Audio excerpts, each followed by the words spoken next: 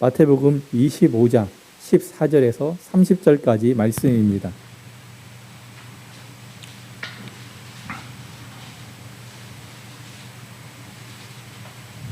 한 절씩 교독하시고 마지막 30절은 같이 한 목소리로 읽겠습니다. 또 어떤 사람이 타국에 갈 때 그 종들을 불러 자기 소유를 맡김과 같으니 각각 그 재능대로 하나에게는 금 5달란트를, 하나에게는 2달란트를, 하나에게는 1달란트를 주고 떠났더니 5달란트 받은 자는 바로 가서 그것으로 장사하여 또 5달란트를 남기고 2달란트 받은 자도 그같이 하여 또 2달란트를 남겼으되 1달란트 받은 자는 가서 땅을 파고 그 주인의 돈을 감추어 두었더니 오랜 후에 그 종들의 주인이 돌아와 저희와 회개할세. 5달란트 받았던 자는 5달란트를 더 가지고 와서 이르되 주인이여 내게 5달란트를 주셨는데 보소서 내가 또 5달란트를 남겼나이다. 그 주인이 이르되 잘하였도다. 착하고 충성된 동아 내가 작은 일에 충성하였음에 내가 많은 것으로 내게 맡기리니 내 주인의 즐거움에 참여할지어다 하고 2달란트 받았던 자도 와서 이르되 주인이여 내게 2달란트를 주셨는데 보소서 내가 또 2달란트를 남겼나이다. 그 주인이 이르되 잘하였도다. 착하고 충성된 종아 내가 작은 일에 충성하였음에 내가 많은 것으로 내게 맡기리니 내 주인의 즐거움에 참여할지어다 하고 1달란트 받았던 자는 와서 이르되 주인이여 당신은 굳은 사람이라 심지 않은 데서 거두고 해치지 않은 데서 모으는 줄을 내가 알았으므로 두려워하여 나가서 당신의 달란트를 땅에 감추어 두었었나이다. 보소서 당신의 것을 받으셨나이다. 그 주인이 대답하여 이르되 악하고 게으른 종아 나는 심지 않은 데서 거두고 해치지 않은 데서 모으는 줄로 내가 알았느냐. 그러면 내가 마땅히 내 돈을 추리하는 자들에게나 두었다가 나로 돌아와서 내 본전과 별일을 밝게 할 것이니라 하고 그에게서 그 1달란트를 빼앗아 10달란트 가진 자에게 주라. 무릇 있는 자는 받아 풍족하게 되고 없는 자는 그 있는 것까지 빼앗기리라. 이 무익한 종을 바깥 어두운 데로 내어 쫓으라. 거기서 슬피 울며 이를 갈미 있으리라 하니라. 아멘. 2주 만에 뵙는 분들이 참 많이 계신 것 같습니다. 위해서 기도해 주셔서 감사합니다. 해마다 이맘때가 되면 곳곳에 크리스마스 트리를 해놓고 그것을 크리스마스 트리가 온 세상을 밝게 비추고 있습니다. 전주에서 가장 아름다운 트리는 어디에 있을까? 가장 예쁜 트리 혹시 아시나요? 예수병원 앞에 있습니다. 예수병원 앞에 트리를 해놨는데 혹시 뭐 이렇게 야경을 좋아하시는 분들은 한번 저녁 때 가보시면 거기 사진 찍을 만한 데도 많이 있고요. 잘 되어 있습니다. 또 하나 더 있죠. 국민은행 앞에, 시청 앞에 국민은행 옆 그 오거리에도 전주시 기독교연합회에서 트리를 예쁘게 잘 만들어 놨습니다. 우리 교회도 이렇게 트리를 만들어서 불을 밝히면서 크리스마스, 즉 예수 그리스도의 오심을 알리고 있습니다. 예전에는 교회 밖에도 막 이렇게 교회들이 많이 이렇게 했었는데 요즘에는 이렇게 많이 안 하는 걸 보고 조금 아쉽기는 합니다. 하지만 할 수만 있으면 하는 것이 좋습니다. 이 크리스마스 트리는 일반적으로 대림절 첫 주, 지난주였죠. 대림절 첫 주가 지난 주일부터 시작해서 주연절까지 이번에는 내년 1월 7일입니다. 주연절까지 그 빛을 밝히면서 예수 그리스도의 오심을 세상에 우리가 전하고 있습니다.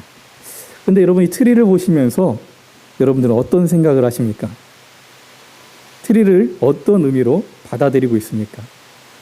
해마다 해왔던 거니까. 다른 교회도 하니까 우리도 하자.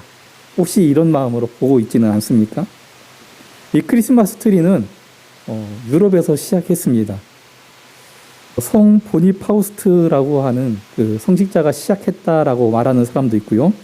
종교 개혁가였던 마틴 루터가 시작했다고 말하는 사람도 있습니다. 고대에 옛날에 로마가 이 기독교가 국교화되면서 로마에서 시작했다라고 주장하는 사람도 있고요. 아이러니하게도 바이킹들이 가장 먼저 시작했다라고 말하는 사람들도 있습니다. 무슨 말이냐? 누가 시작했는지 아무도 알지 못한다는 겁니다. 그런데 한 가지 정확한 것은 이 크리스마스 트리를 어떻게 보면은 체계화적으로 정착시키고 발전시켜서 퍼뜨린 나라는 북유럽에 있는 국가들이었습니다. 이 북유럽의 크리스마스 트리가 전해지기 전에 이 남쪽에 있는 유럽에 있는 나라들은 크리스마스 트리를 할 때 우리가 나무 하면 생각나는 이렇게 생긴 나무에 트리를 했었습니다. 그런데 북유럽 나라들의 특징이 있죠.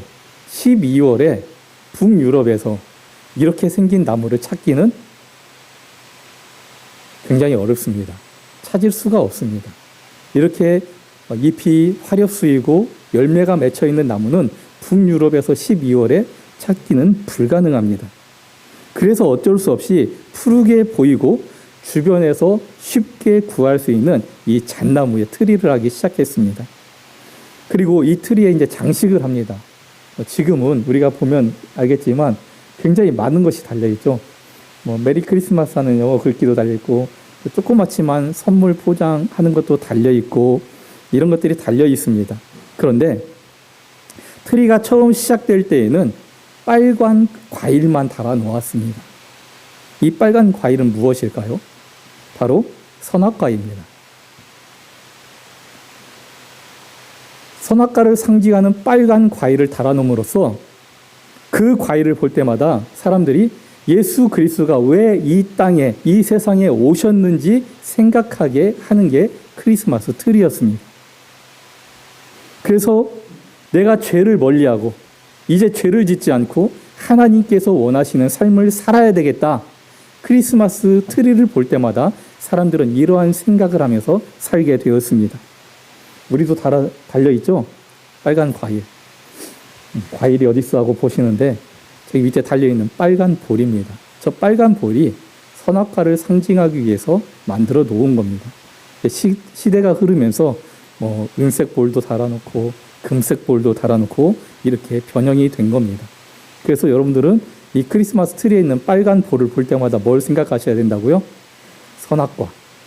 이 선악과 때문에 우리가 죄를 지었고 예수님이 이 세상에 오셨구나. 이것을 생각해야 하는 겁니다. 반면에 이제 이런 장신구 말고 또 전구도 달아놓았습니다. 전구. 5가지 색깔이 있습니다. 이것도 의미가 있습니다.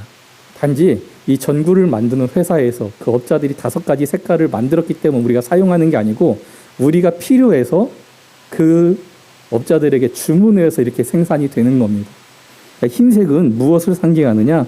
순결하신 예수님, 죄 없이 깨끗하신 예수님을 알리기 위해서 흰색 불을 켭니다. 노란색 불은 무엇을 의미할까요? 예수님이 태어나셨을 때 동방박사들이 가지고 왔던 황금과 유황과 모략, 이것은 다 노란색입니다. 그 예물을 상징하기 위해서 불을 밝히는 겁니다. 파란색 불은 왜 밝히느냐? 성경에 보면 예수님을 상징하는 별이 있습니다. 계명성, 우리가 지금 말하는 금성이라고 하는 별입니다. 이 금성은 푸른색 빛을 띠고 있습니다. 그래서 예수님, 빛으로 오신 예수님을 나타내기 위해서 파란색 불을 켭니다. 그리고 이제 빨간색. 빨간색은 뭔지 다 감이 오시죠? 예수님의 보혈. 우리를 위해서 흘리신 그 보혈을 의미하고, 녹색은 그 예수 그리스도의 구원이 영원하다. 하나님의 나라가 영원하다는 것을 알리기 위해서 영원함을 상징하는 녹색의 전구로 불을 밝히는 겁니다. 그래서 크리스마스 트리와 함께 이 5가지 색깔의 불빛을 보면서 저 색깔이 이런 의미가 있구나 우리가 생각하며 보아야 합니다. 다른 때 없던 또 초를 켜놨습니다. 초는 왜 켜놨을까? 또 궁금해하실 겁니다. 이것은 우리가 대림절 둘째 주일을 지키고 있는데요. 대림절 기간 동안에 불을 켜놓는 예식을 마틴 루터가 시작을 했습니다. 물론 모든 예배 때마다 켰습니다. 그래서 개신교가 이제 천주교로부터 분리돼서 나와가지고 예배 때에 초를 켜기 시작했고, 그 초를 켜는 의식을 천주교도 받아들였고 정교회도 받아들였고 성공회도 받아들여서 지금은 다 불을 켭니다. 그런데 정작 먼저 시작했던 우리 개신교는 또 안 켜고 있어요. 아이러니하죠. 근데 이 의미가 있습니다. 대림절 첫째 주에는 초 하나를 켭니다. 그 초 하나의 의미는 여기에 있는 대로 소망을 의미합니다. 두 번째 주일에는 두 개의 초를 켜고 평화를 의미합니다. 세 번째 주일에는 기쁨을 의미하고 세 개의 초를 켭니다. 네 번째 대림절 넷째 주에는 네 개의 초를 켜고 사랑을 의미합니다. 그리고 성탄절에는 5개의 초를 켜는데 마지막 5번째 초는 예수 그리스도를 의미합니다. 근데 초 하나가 또 분홍색이죠. 대림절 셋째 주, 그리고 우리가 예수님의 고난을 상징하는 이 사순절을 지날 때의 사순절 넷째 주는 초를 켤 때에 분홍색 초나 빨간색 초를 켭으로써 기쁨을, 우리 때문에 고난은 예수님이 당하시지만 우리에게 기쁨을 주셨다는 의미로 다른 색깔의 초를 켜게 되는 겁니다. 그런 의미에서 이렇게 초를 켜놓았습니다. 왜 켜놨을까 궁금해하실까 봐 알려드리고, 우리가 또 크리스마스 트리를 할 때마다 이런 의미가 있다는 것을 우리가 알고 이것을 하고 또 보아야 되기 때문에 서두에서 한번 알려드렸습니다. 우리가 예수 그리스도의 오심을 기억하는 대림절 절기를 보내고 있습니다. 이 대림절 둘째 주의 의미는 뭐라고 했습니까? 평화입니다. 이 평화라는 내용 안에서 우리가 오늘 본문을 읽었고 이 내용을 통해서 우리가 하나님의 메시지를 받기를 원합니다. 오늘 우리가 읽은 본문은 한 주인이 타국에 가면서 자기의 소유를 종들에게 맡기고 돌아와서 결산하는 그 내용을 기록하고 있습니다. 그런데 이 결산하는 과정을 통해서 딱 두 가지로 결산이 됩니다. 어떤 사람은 칭찬을 받게 되고 어떤 사람은 책망을 받게 되는 내용입니다. 이것은 주님이 오실 때 우리의 삶의 결산을 따라서 우리에게 책망과 또 칭찬이 있음을 말씀하시는 그런 내용입니다. 이 종들은 주인의 것을 관리하는 청지기였습니다. 이 청지기는 주인의 것을 맡아서 관리하면서 그 주인의 재산을 늘리는 사람들을 말합니다. 그런 의미에서 우리는 누구도 예외 없이 청지기입니다. 하나님의 것을 맡아서 관리하고 있는 청지기라는 말입니다. 우리의 생명, 건강, 재산, 자녀 다 우리의 것, 내 것이라고 생각할 수 있지만 사실 내 것이 아니라 하나님께서 우리에게 맡기신 것을 우리가 관리하고 있는 것으로 사실 우리 것은 아무것도 없습니다. 청지기는 애초부터 가진 것이 없는 사람입니다. 우리가 살면서 최선의 노력을 다해서 무엇인가를 얻을 수 있습니다. 보상으로 무엇인가를 받게 되는 거죠. 열심히 노력해서, 열심히 일해서 높은 지위에 오르기도 하고요. 어떤 재물을 모으기도 합니다. 큰 명예를 하기도 하고 어떤 때는 열심히 또 공부해서 박사 등의 학위를 받습니다. 하지만 이것 역시도 하나님께서 우리에게 주신 능력을 가지고 우리가 얻은 것으로 사실 내 것이라고 볼 수는 없습니다. 그래서 우리는 본래 내 것이 아무것도 없는 청지기와 같습니다. 주인은 종들의 힘과 능력에 따라서 사명을 주셨습니다. 달란트를 주셨습니다. 그 어떤 사람도, 그 어떠한 종도 자기의 능력보다 더 많은 것을 받은 사람도 없고요. 자기의 능력보다 적게 받은 사람도 없습니다.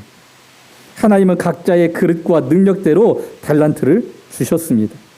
어떤 사람은 노래를 잘 부르고 어떤 사람은 악기를 잘 다룹니다. 근데 우리 성교사님을 보니까 노래도 잘하고 악기도 잘 다루더라고요. 여러 가지 재능이 있는 사람도 있습니다. 어떤 사람은 말은 잘합니다. 하지만 글을 못 쓰는데 반대로 어떤 사람은 글은 잘 쓰는데도 불구하고 말을 잘 하지 못하는 사람도 있습니다. 어떤 사람은 계획을 체계적으로 잘 세우는데 어떤 사람은 계획은 못 세우지만 누군가 계획을 세우면 그것을 잘 실천하고 잘 이루어내는 사람도 있습니다. 이것은 모두 하나님이 그 그릇대로 주시는 달란트입니다. 5달란트를 감당할 수 있는 사람에게는, 그런 힘과 능력이 있는 사람에게는 하나님께서 5달란트를 주십니다. 그러나 한 달란트를 감당할 능력밖에 없는 사람은 한 달란트를 하나님께서 주시는 겁니다. 세상의 시선에서 보면 불공평할 수 있습니다. 똑같은 종인데, 같은 종인데 왜 누구는 5달란트를 주고 누구는 1달란트를 주느냐, 불공평하게 보일 수 있습니다. 그러나 하나님의 입장에서는 이것이 공평합니다. 왜 그렇습니까? 하나님은 우리가 모르는 것을 다 알고 계시기 때문입니다. 하나님은 우리의 마음과 태도와 능력을 알고 계시기에 그에게 합당한 그런 달란트를, 합당한 것을 주시는 분이십니다. 우리는 이런 하나님을 믿고 내게 주신 것에 감사할 수 있어야 합니다. 문제는 1달란트 받은 사람이 그 하나님의 공평함을 받아들이지 못하고 있다는 점입니다. 그는 주인에 대해 이렇게 생각하며 오해하고 있었습니다. 24절에 보면 당신은 굳은 사람이라 심지 않은 데서 거두고 해치지 않은 데서 모으는 줄을 내가 알았으므로 라고 말하고 있습니다. 여러분, 이 말씀에서 굳은 사람은 어떤 사람입니까? 인정이 없는 사람, 포악한 사람, 거친 사람을 말하는 겁니다. 심지 않은 데서 거두는 것은 투자하는 데 인색하지만 다른 사람의 노동력을 착취해서 불로소득을 얻는 사람을 말하는 겁니다. 심지 않은 데서, 해치지 않은 데서 거두는 것은 곡식을 추수하면 여러분 어떻게 해야 됩니까? 곡식을 추수해서 바로 창고에 넣어놓을 수 있습니까? 그럴 수 없습니다. 펴서 말려야 됩니다. 그리고 껍질을 까야 됩니다. 그 이후에 창고에 넣어 드릴 수가 있는 겁니다. 그런데 해치지 않은 데서 모으는 사람은 그런 수고를 하지 않고 다른 사람들이 한 수고를 가로채서 자기의 곳간을, 자기의 창고를 채우려고 하는 사람입니다. 이 종은 주인이 자기에게 더 많은 것을 투자하지 않았음을 어필하면서 내 노동력을 가로채는 사람이라고 말하고 있는 겁니다. 그런데 한번 생각해 보십시오. 1달란트가 어떤 만큼의 힘과 능력이 있는 걸까? 1달란트는 결코 작지 않습니다. 아니, 작다라는 말을 넣어서도 안 되고 1달란트는 굉장히 큽니다. 1달란트는 6,000데나리온입니다. 6,000데나리온. 당시 노동자의 하루 임금이 1데나리온이었습니다. 그러면 1년에 300일을 일한다고 가정을 했을 때 얼마를 일해야 됩니까? 1달란트를 모으려면 하나도 쓰지 않고 20년을 모아야 되는 그런 액수였습니다. 조금 더 실질적으로 우리가 현실에 와닿게 돈의 액수로 계산을 하면 하루 일당이 얼마입니까? 네, 저 얼마인지 잘 모르겠어요. 그냥 계산하기 이렇게 10만 원으로 한번 생각을 해봅시다. 10만 원은 되죠? 예, 10만 원 넘는다고 합니다. 근데 계산하기 이렇게 우리가 10만 원으로 계산을 해보면 300일, 20년을 계산을 하면 6억이라는 돈입니다. 1달란트가 6억이라는 겁니다. 1달란트는 우리가 근데 또 본문에 보니까 금 5달란트라고 15절에 기록하고 있습니다. 금 5달란트. 금 5달란트. 얼마나 될까? 제가 조금 전 예배 전에 한번 찾아봐서요. 금 5달란트 얼마나 될까? 금 34kg입니다. 34kg에서 지역에 따라서 38kg까지 보는 지역도 있습니다. 그러면 금 1kg의 시세가 예배 전에 제가 확인했을 때에 1억 600만 원이더라고요. 그러면 그냥 1억만 계산해도 36kg면 36억이라는 돈입니다. 우리가 생각하는 것보다 1달란트는 훨씬 더 많은 금액입니다. 다른 사람과 비교해 보니 1달란트가 작은 것이지 하나님은 이 종에게도 굉장히 큰 것을 맡기셨습니다. 이 이야기의 결말은 종들에게 자기의 소유를 맡기고 떠난 주인이 돌아와서 결산하는 내용입니다. 주인의 평가에 따라서 어떤 종은 영원한 기쁨이 있는 그 잔치자리에 들어오게 되고 어떤 종은 바깥으로 쫓겨나 슬피 울며 이를 가는 결말을 맞이하게 된다는 게 오늘 본문의 내용입니다. 그런데 이것은 우리의 인생을 말하고 있는 겁니다. 분명한 건 한 달란트를 받아도 기쁨의 자리에 들어갈 수 있습니다. 하지만 받았다고 다 들어가는 게 아니라 주인의 기준에 합당한 삶을 산 사람들, 주인의 뜻에 충성한 사람들이 들어갈 수 있는 겁니다. 그렇다면 충성하면 어떻게 됩니까? 칭찬과 함께 잔치자리에 초대되고 더 많은 것을 우리가 받게 된다고 성경은 기록하고 있습니다. 주인은 5달란트를 받았던 사람은 물론이고 2달란트 받은 사람도 5달란트 받은 사람과 똑같은 평가, 똑같은 칭찬을 듣습니다.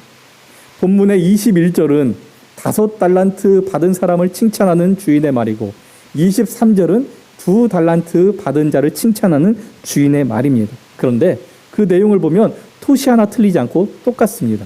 같이 한번 읽어볼까요? 잘하였도다. 착하고 충성된 종아, 내가 적은 일에 충성하였으며 내가 많은 것을 내게 맡기리니 내 주인의 즐거움에 참여할지어다. 주인이 와서 결산할 때에 이렇게 칭찬 들었던 사람들이 있었습니다.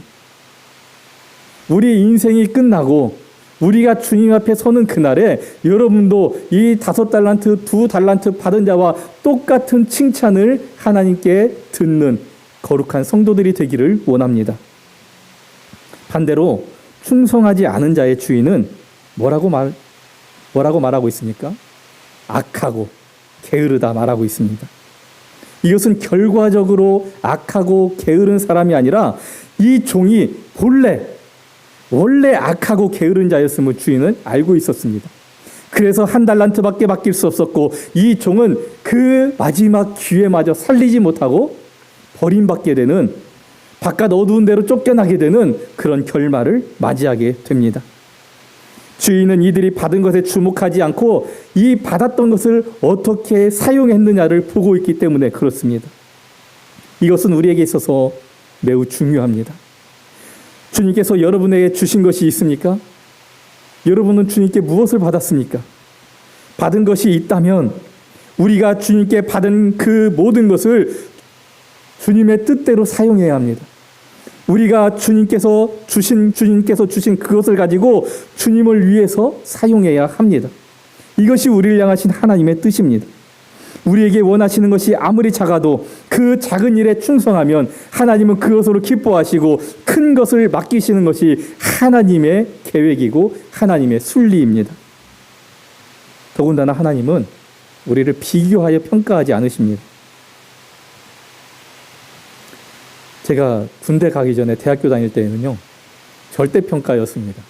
그래서 내가 노력한 만큼 점수를 받을 수 있었어요. 근데 제대하고 복학을 했더니 이 절대평가에서 상대평가로 바뀐 겁니다.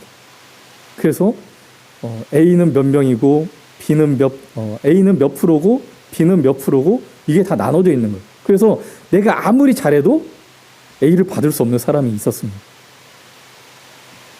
그런데 하나님은 우리를 이렇게 상대해서 평가하지 않으신다는 겁니다. 절대적으로 평가하신다는 겁니다. 하나님의 기준에 합당한 삶을 살았으면 그게 누구라도, 그게 수가 얼마나 되어도 하나님은 그를 인정하고 칭찬하시고 잔치에 초대하시고 더 많은 것을 맡기신다는 겁니다. 만약 하나님이 우리를 비교하여 평가하신다면 5달란트 받은 자와 2달란트 받은 자를 똑같은 내용으로 칭찬할 수 없습니다. 왜 그렇습니까? 결과물에 차이가 있기 때문에 그렇습니다. 그런데 정말 만약에 하나님이 우리를 상대적으로 평가하는 분이라면 하나님은 차별을 조장하시는 분입니다. 왜 그렇습니까? 시작이 공평하지 못했기 때문입니다. 누구는 5달란트 가지고 시작하고 누구는 2달란트 가지고 시작하고 누구는 1달란트 가지고 시작했다면 분명 그가 하는 일도 스케일도 달라지고 그 결과물이 달라질 수밖에 없기 때문입니다. 하지만 하나님은 그런 분이 아니시기에 5달란트 남긴 자와 2달란트 남긴 자 모두에게 똑같은 평가를 하셨고 똑같은 상을 주셨습니다. 하나님은 우리가 가지고 있는 것이 많은지 적은지 확인하시는 분이 아니라 우리가 주신 것을 가지고 어떻게 사용했는지, 하나님을 위한 삶을 살았는지, 하나님을 위해서 최선을 다했는지, 우리가 가진 그것을 어디에 어떻게 왜 사용했는지를 보시는 분이십니다. 이것을 바라보시기에 누구에게나 하나님의 기준에 합당하다면 똑같은 평가, 똑같은 상을 주시는 분이십니다.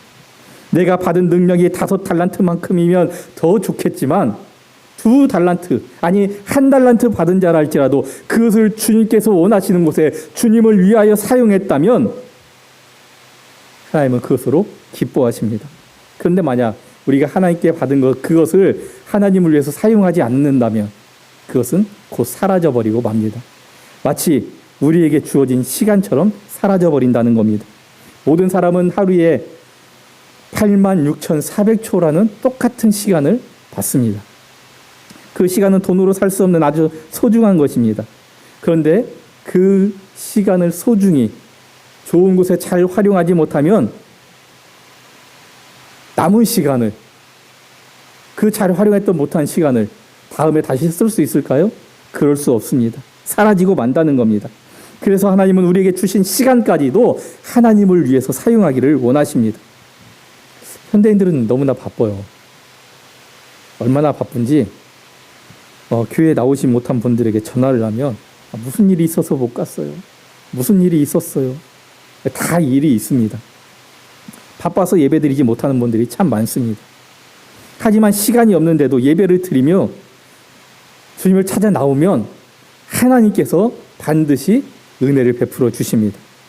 우리가 해결하기 어려운 문제를 해결해 주시고 우리 불안했던 삶의 마음에 우리가 하나님께 예배드리면서 평안을, 기쁨을 허락해 주십니다. 한 성도가 회사에서 거래처 사장님을 만나서 거래를 성사시켜 오라고 그런 지침을 받았습니다. 그 사람을 먼저, 그 거래처 사람을 만났던 그 직장 상사들이 그 사람 힘든 사람이야. 하루 가지고 안 될걸? 몇 날 며칠을 가고 애걸복걸하고 그 사람이 요구하는 걸 들어주고 뇌물도 주고 그래야 겨우 계약서를 받아올 수 있을 거야. 아이고 힘들겠네. 이렇게 말하는 겁니다. 그래서 어떻게 해야 될까 고민하고 있는데 그 거래처 사장님에게 전화가 온 겁니다. 이번 돌아오는 일요일 아침에 나를 좀 만납시다. 근데 이 사람이 일요일 아침에 예배 드려야 되는데 그래도 예배 드리고 또 만나야 되겠다는 생각에 사정사정해서 일을 오후로 약속 시간을 변경했습니다. 그래서 예배를 드리고 가서 만났는데 이게 웬일입니까? 10시간을 드려도 10일을 드려도 도장 받기 힘들다라는 그 많은 사람들의 말을 뒤로하고 10분 만에 이 사람이 도장을 찍어준 겁니다. 거래가 성사된 겁니다. 무슨 말입니까? 하나님은 10시간을 투자해야 될 일에 대해서 10분 만에 해결해 주심으로 이 사람에게 9시간 50분이라는 시간을 더 할애해 주신 겁니다. 10일이라는 시간을 투자해야 이룰 수 있는 일을 10분 만에 해결함으로써 9일 이상의 시간을 이 사람이 다른 것에 더 집중하고 해낼 수 있도록 허락해 주신 겁니다. 하나님을 이렇게 위하는 자에게 은혜가 가까이 있지만 우리는 늘 그 은혜가 부족하다고 말합니다. 하나님은 나에게 은혜를 안 주신 것 같다라고 불평할 때가 있습니다. 그래서 우리는 뭐라고 얘기합니까? 내게 조금만 더 있으면, 내게 돈이 조금만 더 있더라면 하나님의 일을 더 많이 할 수 있었을 텐데, 내가 조금만 더 건강했더라면 하나님의 일을 할 수 있었을 텐데, 내가 조금만 더 배웠더라면, 내가 조금만 더 지혜로웠더라면 하면서 내게 부족한 것을 찾고 말하는 우리의 습성이 있습니다. 그런데 생각해 보십시오. 여러분, 우리가 돈이 부족하더라도 돈이 없는 것은 아닙니다. 적은 것을 가지고도 하나님의 일을 얼마든지 할 수 있습니다. 내가 좀 몸이 약해도 움직이지 못할 만큼 중병이 있는 것은 아닙니다. 그렇다면 조금 움직일 수 있는 그 힘을 가지고 하나님의 뜻에, 하나님의 사역에 동참할 수 있습니다. 내가 가지고 있는 지식 안에서 우리가 하나님을 위하여 헌신하는 삶을 살 수가 있습니다. 만약 우리가 이렇게 부족한 상태로 하나님을 위하여 살아가는데 하나님 보시기에도 부족하면 하나님께서 어떻게 하실까요? 아이고 애쓴다, 고생한다 그러실까요? 아닙니다. 하나님께서 우리에게 필요한 것을 채워주십니다. 어떤 때는 나를 도울 사람을 붙여주십니다. 그래서 하나님의 일을 감당할 수 있도록 해주시고 우리에게 부족한 것을 늘 풍성히 채워주십니다. 마치 물고기 5마리, 2마리와 보리떡 5개를 주님 앞에 드릴 때에 5,000명을 먹이고 12광주를 남긴 그것과 같습니다. 우리의 부족한 것, 연약한 것이라 할지라도 그것을 우리가 주님을 위하여 사용하고 주님께 내어드릴 때에 하나님은 우리에게 풍성함을 허락해 주십니다. 시간이든 돈이든 지혜든 중요한 것은 그것을 우리가 하나님 앞에 내어드리느냐, 내가 꼭 쥐고 숨겨두고 있느냐, 이것입니다. 1달란트든 2달란트든 작은 것에 충성하면 하나님은 우리에게 더 많은 것을 맡기시고 우리의 지경을 넓혀 주시는 분입니다. 내가 가진 것이 얼마나 되느냐, 이것보다 그것을 하나님을 위해서 충성되게 내가 사용했느냐 사용하지 않았느냐를 하나님께서 보시기 때문입니다. 1달란트 받은 자를 보십시오. 왜 주인이 그 1달란트 받은 자에게 악하다고 말했습니까? 그의 동기 때문에 그렇습니다. 1달란트를 땅에 묻어둔 그것은, 그 행동은 누가 보아도 게으르다라고 말할 수 있습니다. 하지만 주인은 그를 악하다고 말하고 있습니다. 그것은 1달란트를 땅에 묻어둔 그 동기가 악하기 때문입니다. 하나님은 우리의 동기와 믿음의 중심을 보는 분입니다. 어떤 동기를 가지고 땅에 묻었느냐, 이 종이 1달란트를 땅에 묻은 이유는 무엇입니까? 말씀에 우리 주인은 굳은 사람이라고 말하는 것에서 알 수 있습니다.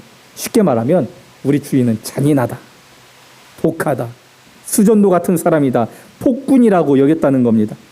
주인이 나쁜 사람이기에 내가 열심히 노력해서 이익을 남기면 그 이익을 다 빼앗아 갈 거다.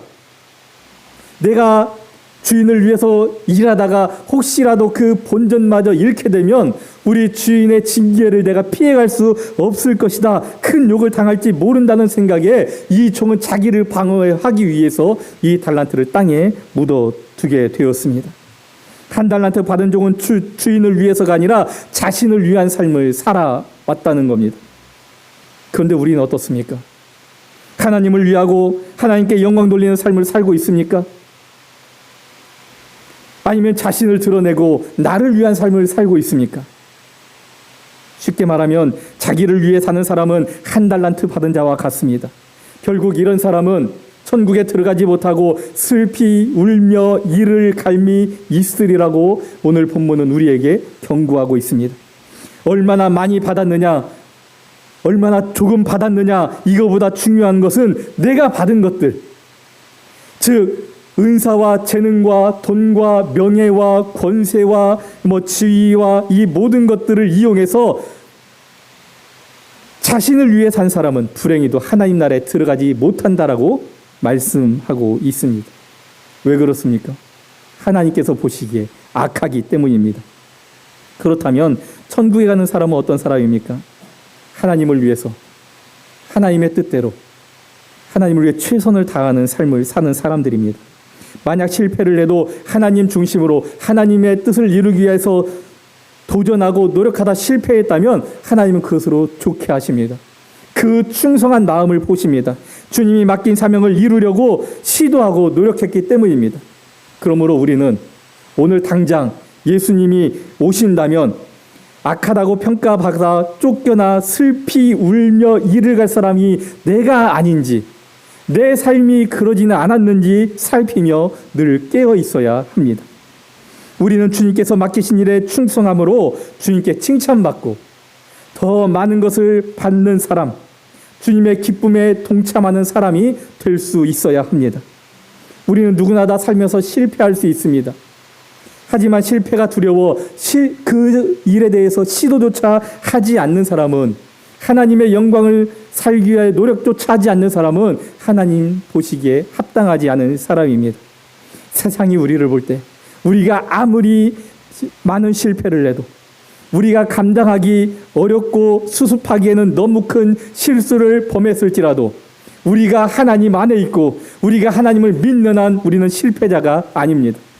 주님과 함께 영원한 기쁨에 참여하여 아픔도 없고 눈물도 없고 이별도 없고 고통도 없는 천국의 영생을 누리는 특권을 얻으려면 우리는 주님이 원하시는 삶을 살아가야 되고 우리는 주님께서 원하시는 일에 최선을 다해야 합니다. 모든 것이 다 하나님의 것임을 인정하고 누구를 위하여 일하고 살아가야 하는지 우리가 잘 생각하고 판단하고 결정하고 행해야 하는 겁니다. 달란트 비유는 교회 밖에 있는 사람들에게 하는 말이 아닙니다.